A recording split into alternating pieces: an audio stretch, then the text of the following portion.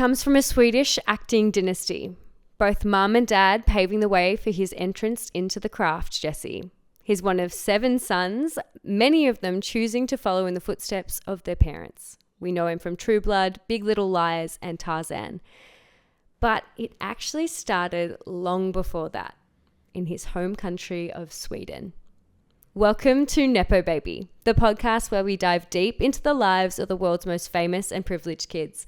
We get into the nitty-gritty details nobody asked for, but everybody secretly wants to hear. My name is Monica Reid. I'm a pop culture enthusiast with an obsession with the Met Gala. Hi, I'm Jessie. It's actually Aries season, so Oh my God, everyone happy pay your birthday. dues. Thank you so much. I was going to bring it up, but yeah. And you should, every chance you get. The playing field is not level. You get access that other playing people field is don't not- have. Nepotism, baby, that is what they call me. 'Cause I'm a rich parents, they don't wanna know me. Let us break it down on the Nepo Baby. Today we are talking about Alexander Skarsgård. But before we talk about him and his career, we've got to take it back. We've got to talk about the parents. The parents, in a phase we're calling famous in Sweden. His parents are Stellan Skarsgård and Maja Skarsgård. The now divorced couple had 7 sons, 4 of which followed in the footsteps of their parents. And 7 is a lot. 7 is a lot. Yeah. Crazy times, big boomer energy from them. Another 2 half siblings as well. So on top of that, which is pretty wild to me. Okay, that's a lot of babies. Yes. Jesse, can you please tell me what his mother, Mai, has been in over the years as an actor? I love to. Thanks for asking. Maja Skarsgård appeared in the Swedish production Jim and Pira Turner Blom. Have you... It's not on my radar. heard of that? No. Not into my Swedish dramas so much. What about you, Jesse? Now you know how I feel with Western film all the time. There's going to be so many in this as well. So that is a comedy/adventure film about a family dealing with the loss of a father. I've got the plot here. The father revisits Earth time and time again to share stories with his son. And she was in a couple of other shows, but it looks like she went on to be, a physician. Yeah. And moved away from acting after having children. I mean, after having 7, how could you have any job after having 7 Like, give the kids? woman a break. Do you know what I mean? Shout out to whoever can do that. Yeah. Honestly. It's too many. Yeah. It's too many. Go, Mai, go. Can you tell me about his father, Stellan? Stellan has appeared in projects both in the US and Sweden, including Good Will Hunting. Good Will Hunting? Yeah. Okay, I've seen that. He's like star-studded, Jesse. Okay, June. Yep. Mamma 1 Mia. and 2, just so you know. June Mamma 1 and 2. Mia. Mamma Mia. Oh, June 1 and... Okay. He was one of the guys in Mamma Mia. One of the dads. Oh, he was not Colin Firth and not the other one. Pierce Brosnan. Yeah. Not James Bond. It was Stellan. It was Pirates of Stellan. the Caribbean and Thor. Okay, nice. Yeah, so as you mentioned, Maya and Stellan split.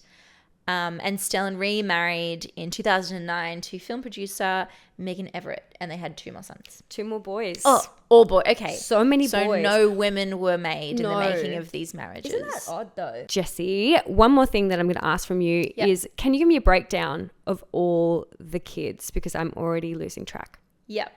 So we have 6 kids between Mai and Stellan. So that's Alexander, Number 1. Gustav, Sam, Bill, Elijah, I'm going to say, and Volta. Okay. Yeah. And then another 2 boys between Megan and Stellan, Ossian and... I wasn't sure on this one either.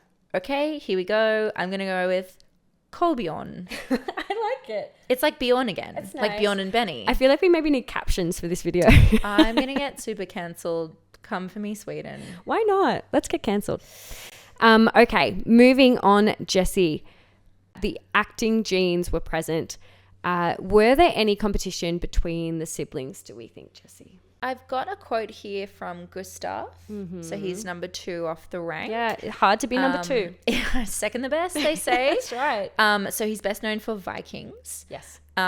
He says, luckily, we're different in type and age. There hasn't been a lot of competition for specific parts. But he also said there is competition to the point that we actually make fun of it. We'll keep scores and laugh about it. In the end of the day, we're in this industry to have fun. We're a very close family and we've always been supportive of one another. They say that, but that doesn't sound fun to me. Do you know what I mean? Like sitting around the table going like, oh, you know, I'm in this and, you know, I'm poking fun at you for doing that and whatever. Like, it doesn't sound fun. That sounds competitive and a little bit scary to me. Yeah, but I think that's also the difference between Europeans. Yeah, true. I think they are a And lot men. more like, perhaps. I think they're a lot more like open and honest with things. Yes. I think in Australia, there's a tendency to like kind of grit it out and be like, oh, my brother's in the same industry. I feel uncomfortable and threatened. Yeah, but I think the Europeans are a lot more like open and like, you got the job. Good for you. Yeah, I think so. I feel like Swedes don't talk like that. Wow, we really are we're getting gonna get in a lot of cancelled. trouble. Wow. Okay, should we move on, Jessie, to firstborn Alexander's early life? Please do. Okay, in his early life, this phase we are calling the child actor. Alexander was born on August 25th, 1976, making him, Bushmaths Jessie, 47 years old. And a Leo. And a Leo, well done. Bush yes. astrology. Happy Leo season. It started very early for Alexander. He landed his first role at 7 years old, playing Kali Noob in Arke and His World. I've seen that. You have not. No, I'm kidding. Of course I haven't seen it. I was like, no. He was 7 as well. I was like, haven't how seen old it. are you? Benjamin Button over here. A director friend of his father actually gave him the role. Classic nepotism. No doubt because of Stellan's impressive CV, Jessie. Yeah. He next appeared in a leading role in 1989 on a Swedish television show called Hunden som log, which is the dog that smiled. My Swedish is going to be terrible throughout this episode. We're already so here. Sorry. We're already here. The dog that smiled basically is the translation. It rated really, really well with Swedish audiences, Jessie, and it brought him fame at the super young age of 13, and he was not into it. Wow. Well, I mean, like, understandably, at 13, he didn't love the spotlight. And so I've got it here. It says he chose to step away from acting, which I get. Which is sad. Because I he mean- obviously was good at it, you know? Yeah, I mean, but 13, it's like you don't know what you know. I what you want. say this every episode, but like a lot of these nepo babies get thrust into jobs, actual jobs, when they're too little. Yeah. And also 13, like I think of that age, you know, for anyone really, it's puberty. Like that's Yeah. tough. Yeah. To be on screen during that time, like, Or just to wouldn't have do a it. job, to have to like go to school and then like get up really early and do like I don't know, a film shoot just sounds exhausting. Yeah. And like the leading role, that's a lot of pressure on a kid. Yeah. He did drop out of the acting world. He focused on his studies until he was called up for national service, Jessie, in the Swedish army at 19 years old. Okay. Massive. I couldn't think of less help to the Swedish army than me at 19 because I just would have been terrible. Can you imagine the Nepo baby girls like serving in the army? Like, no. I mean, they would be handy for their like influence and power, but like not so much like brawn. Yeah. I guess. Well, I feel like this like really is telling of what Alexander becomes though, because he has that stoicism in his characters. Yes. You know what I mean? Like in all his characters, you can sort of see that. Yeah. So, you know, maybe to come, Jessie. It's maybe giving to come. like Adam Driver because he served as a Marine. I didn't know that. Yeah, and I think you can feel that in his performances too. Yeah. There's like a very calm, I don't know, Like there's something under the surface. yeah. Yeah. I have no words for it, but you know what I mean. Yeah. It's like there's a lot going on, but it's underneath. It's controlled. And yeah. it's very calm. I think you're right. You're like, I feel safe with this person. Yeah, It's absolutely. It's the Kate Hudson effect, isn't it? I feel safe with her in this But rom-com. war vibes. Okay, from this point onwards, Jessie, he had decided acting was it for him after the army. So he enrolled in a theater course at Marymount Manhattan College and moved to New York City. So he obviously had some time to think about his choices in the army and was like, actually, I was wrong at 13. I'm going back. Wow. So he moved from Sweden to New York. To New York to do his little coursey course. Huge.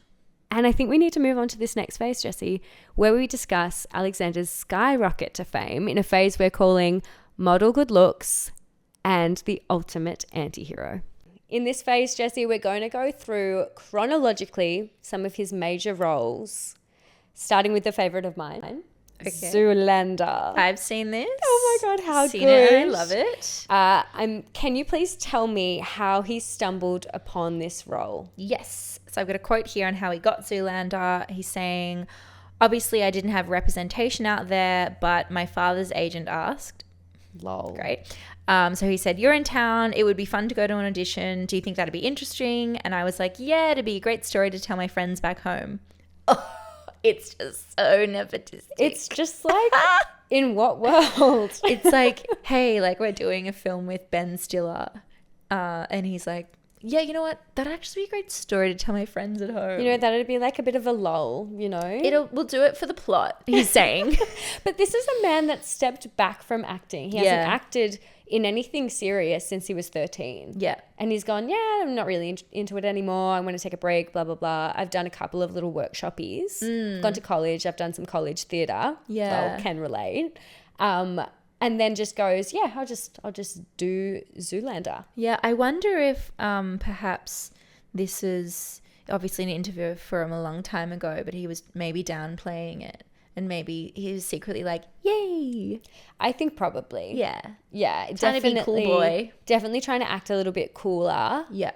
But I also think it's just like the facts remain that his father's agent got him this audition. Yeah. It's like blatantly.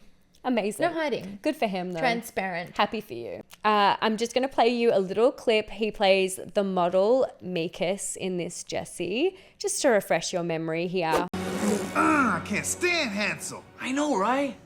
Riding in on that scooter like he's so cool. And the way Hansel combs his hair. Or like doesn't. It's like, excuse me, but have you ever heard of styling gel? I'm sure Hansel's heard of styling gel. He's a male model. Well, Earth to Brent, I was making a joke. Earth to Meekus, duh, okay. I knew that. Earth to Brent, I'm not so sure you did, because you were all, well, I'm sure he's heard of styling gel. Like you didn't know it was a joke.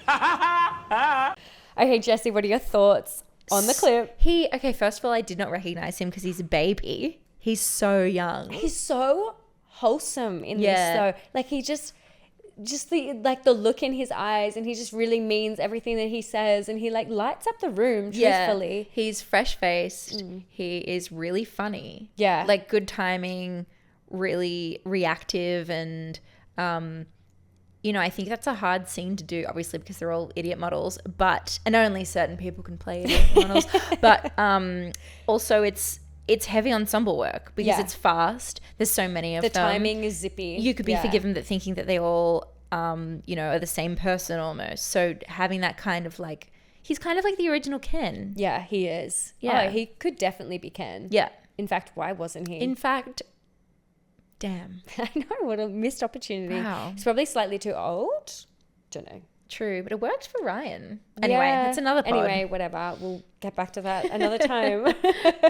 Following on from his comedy debut in the US, Alexander moved on to a more dramatic role. In 2008, his prayers were answered with the role of Eric Northman in HBO drama True Blood, Jessie.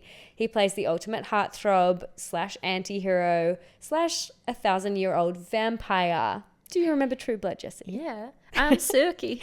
Suki I think I'm a Steakhouse. fairy. It had me in a chokehold. I binged a lot of it really quickly and then just stopped, and I've never gone back. Season 1 and 2, really, really solid. Yeah. Downhill from there, if you Okay. ask me. But I'm going to play you a quick clip. Only Godric's orders and getting you out. That's all. He's your maker, isn't he? Don't use words you don't understand. You have a lot of love for him. Don't use words I don't understand. Eric, no.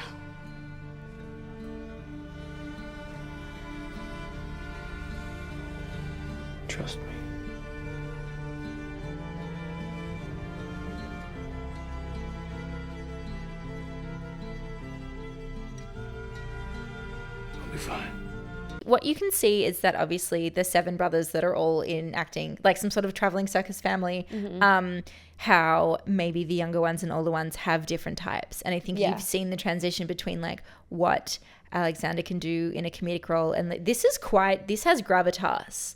Like he is dominant, he's scary, but he's also quite charming. Yeah. And that's it's such an thing to do. interesting role to find himself in after doing something so light and so airy. Yeah. He's like really commanding the room in something that could be played in a really trivial sense. Like the plot is so camp. it's like, so wild. And it's off the back. Like, let I remind you, like Twilight was before this. Yeah. So like that was the like precedent of vampire movies. Yeah. And then we have True Blood, which is like completely different universe, but taken quite seriously by the actors. It's not a joke. Not at all. I was really into No, it. there's no Paramore in here. No. It's serious. That was a great album, Jesse.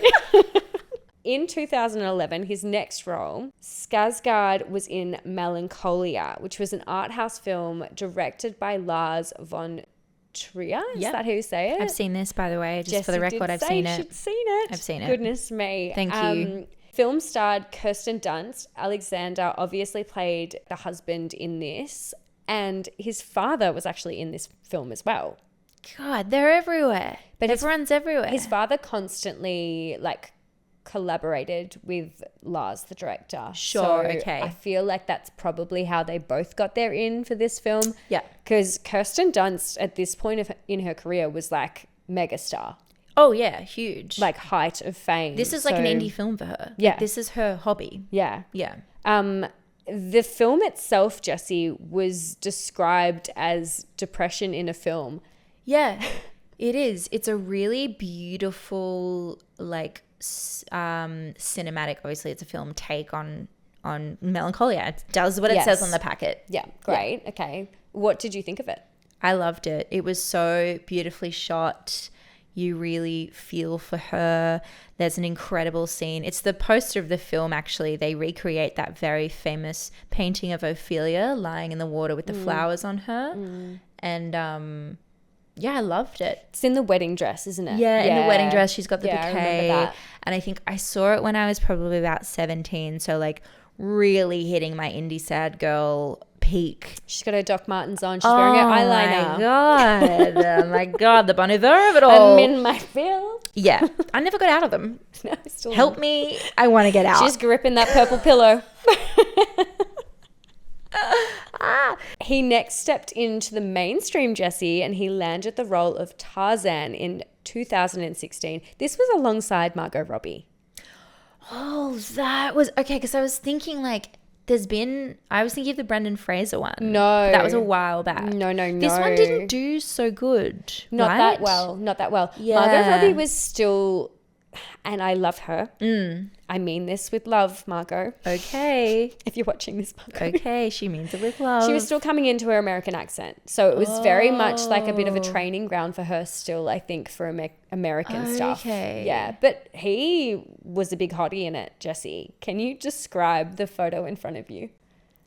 I mean, he's just carved from stone. Honestly, he doesn't do it for me. He looks a bit like he hasn't eaten in a long time. Well, he did actually describe what he did eat in Yeah. the lead up to this film, which I'm going to insert in here. What was required for you to do that? It was about 9 months of chicken breast and broccoli and training. Training. Weightlifting and, yeah, that kind of stuff. So just training constantly, eating just chicken breast, broccoli, and that is it. Yeah.